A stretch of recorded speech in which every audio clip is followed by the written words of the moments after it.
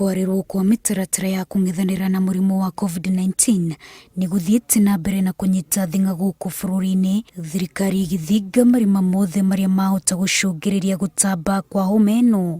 Thabuni wa mwanya kana sanitizer nĩ ũmwe wa maũndũ marĩa marabatarania harĩ kwĩtana na homa ya COVID-19, no nĩ ũndũ wa ũnyihu waguo na thogora gũkorwo ũrĩ igũrũ, thirikari rĩu ĩrĩ mũbango-inĩ wa gũthondeka thabuni ũyũ wa mwanya ĩnyitanĩire na kambuni itiganĩte iria irutĩire harĩ gũkinyanĩria muoroto ũyũ. One thing that I have to say, and I have to commend the oil industry and people like Yana, is that everyone has come together at this time. No one is asking for any money. People want to know where can we blend. Imwe ya indo iria irabatarania harĩ ũthondeki wa thabuni ũyũ nĩ ethanol, na kwa ihinda rĩrĩ thirikari yugĩte kũhũthĩra lita mirioni 1 cia ethanol iria ikoretwo ikĩhithũkio gũkũ bũrũri-inĩ nĩ rũhonge rwa kũngania magoti KRA nĩ ũndũ wa gũkorwo ikĩendio na njĩra ya ngungo. We have 4 containers with ethanol which we are going to proceed to blend into hand sanitizer.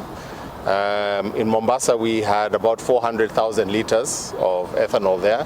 Altogether, what is held by customs is about 1 million liters. Thirikari ĩbangĩte kũheana thabuni ũyũ hatarĩ marihi, na kwa ihinda rĩrĩ ceceni itiganĩte cia borithi kaunti-inĩ ya Mombasa nĩcigunĩkĩte na mũbango ũyũ. So from today, the product is available. Like the MD said, Mombasa already we've supplied the police with 100 by 20 liter pails for the police stations. So as we go on, I think tomorrow we'll also be giving NYS.